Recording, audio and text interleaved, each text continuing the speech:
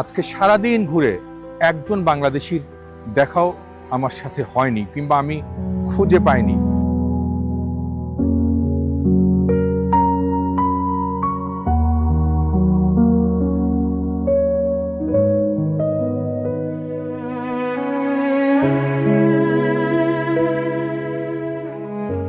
তিন দেশের সীমান্তে অবস্থিত শহরটি কিন্তু বেশ চমৎকার।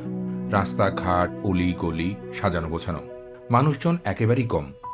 এত ছোট যে একদিনেই পুরো শহর চষে বেড়ানো যায় পায়ে হেঁটে। এই শহরে এমন অনেক স্থাপনা আছে যা বিশ্বের আর কোথাও নেই, বিশেষ করে মোস্ট এসএনপি ব্রিজ, যা হাল আমলে তৈরি স্পেসশিপের মতো। এখানে উঠে ঐতিহাসিক শহরটি পুরোপুরি চোখে দেখা যায়, মনে হয় মহাকাশ থেকে দেখছি। শহরে আছে ৯০০ বছরের পুরনো একটি ক্যাসেল, যেখানে ১৯ জন রাজা রানীর অভিষেক হয়েছিল, মানে মুকুট পরানো হয়েছিল তাদের। এমন অদ্ভুত অনেক কিছু থাকলেও সুন্দর এই শহরটি বাংলাদেশিদের পছন্দের নয় কেন, তাই আজ আমাদের গল্প।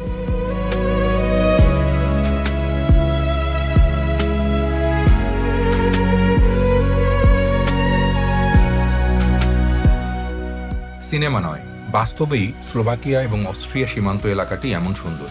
বিশেষ করে শীতকালে জায়গাটিকে একেবারেই অপার্থিব মনে হয়। দ্য মেগ ও জন উইকের মতো বিশ্ববিখ্যাত সিনেমাগুলোর শুটিং হয়েছে এখানে। আমি আজ যে দেশটিতে এসে এই গল্প করছি তার নাম স্লোভাকিয়া। মধ্য ইউরোপের মাত্র ১৯,০০০ বর্গমাইলের ছোট্ট এক দেশ, স্থলবেষ্টিত প্রজাতান্ত্রিক রাষ্ট্র। এর সীমান্তে আছে চেক প্রজাতন্ত্র, পোল্যান্ড, ইউক্রেন, হাঙ্গেরি এবং অস্ট্রিয়া। স্লোভাকিয়ার জনসংখ্যা একেবারেই কম। এর রাজধানী শহর ব্রাতিস্লাভা। অদ্ভুত এই শহরের কথাই বলছিলাম এই গল্পের শুরুতে।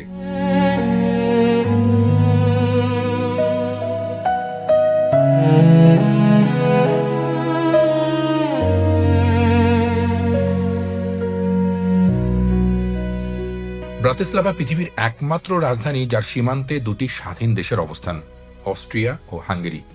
এসবের সীমান্ত মাত্র ৫০-৬০ কিলোমিটার দূরে এই শহর থেকে। দানিউব নদী তীরের শহর ব্রাতিস্লাভা মোটামুটি হাঁটা বান্ধব। ১,০০০ বছরের পুরনো এই রাজধানী শহরে বসবাস করেন ৫.৫ লাখ মানুষ, যার ৯০ ভাগেরও বেশি স্লোভাক, মানে স্থানীয় নাগরিক। অভিবাসী বা বাইরের দেশের মানুষজন একেবারেই কম এখানে। এর কয়েকটি কারণও রয়েছে। এখানে অর্থনীতি কিছুটা মন্থর, শিল্প কারখানা কম, আর ভাষাটা বেশ কঠিন। স্লোভাকরা ইংরেজি একেবারেই কম বলে, চলেও এখানে কম ইংরেজি। তাই এই দেশের ভাষা না জেনে এখানে কাজ করা বা থাকাটা খুবই কঠিন। এজন্যই বাংলাদেশিরা এখানে থাকতে চান না। কয়েকজন শিক্ষার্থী অবশ্য পড়ালেখার জন্য এসেছেন, তারা আছেন, কিন্তু তাদের আমি খুঁজে বের করতে পারিনি। জায়গাটি, এই দেশটি আমাদের কাছে অনেকের কাছে পরিচিত, অনেকের কাছে জানাশোনা, কিন্তু হয়তো সবার কাছে জানাশোনা না।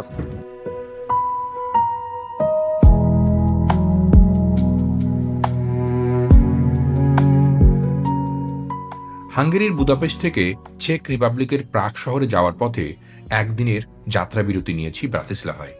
পুরো পথই বাস যাত্রার। এক দেশ থেকে আর এক দেশ যেতে সময় লাগে মাত্র ৩-৪ ঘন্টা। বাস ভাড়াও খুব কম, ৮ থেকে ১২ ইউরো। আর বাস স্ট্যান্ডগুলো এতই চমৎকার যে সেখানে মনে হয় 5 স্টার হোটেলের ফ্যাসিলিটি। লকার আছে, বাথরুম, গোসল, শাওয়ার সবকিছুই আপনি চমৎকারভাবে পাবেন। আমি লকারে ব্যাগ রেখে বেরিয়ে পড়ি শহর দেখতে।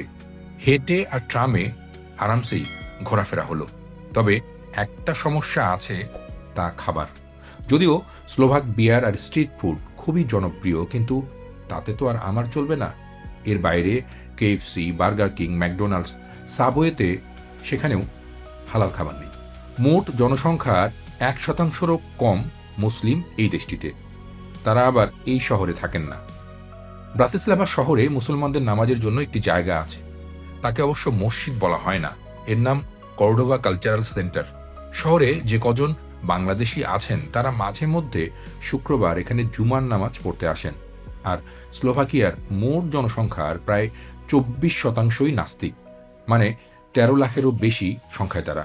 এই স্লোভাকরা কোনো ধর্ম বা সৃষ্টিকর্তায় বিশ্বাস করেন না, যার সংখ্যা বছর বছর বাড়ছে।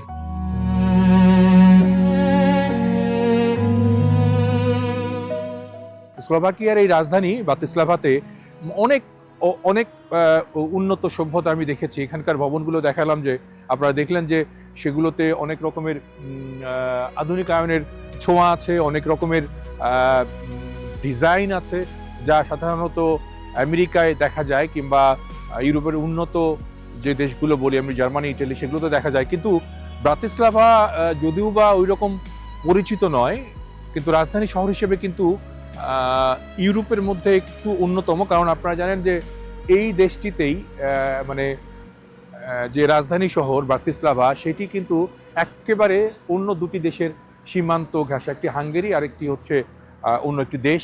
তো এই শহরটিকে ঘিরে হয়তো ভবিষ্যতে আমাদের বাংলাদেশিদের নতুন করে আসা হবে, তারা হয়তো আসবেন।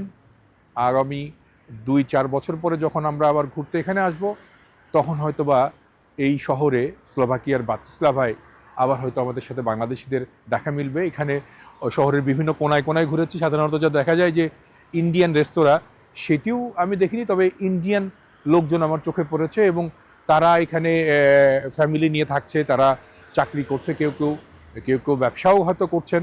আমি কথা বলিনি সঙ্গত কারণেই, যে যেহেতু বাংলাদেশি নাই, তাহলে অন্য দেশের অভিবাসীদের নিয়ে কথা বলে বা গল্প করে কি হবে।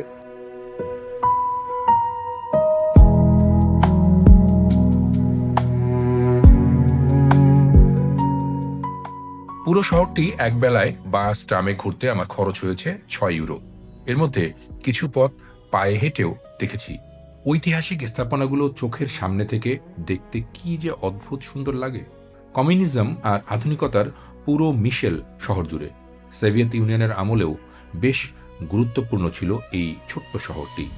আয়তনে ছোট হলেও গল্পে কিন্তু এখনো অসীম ব্রাতিস্লাভা।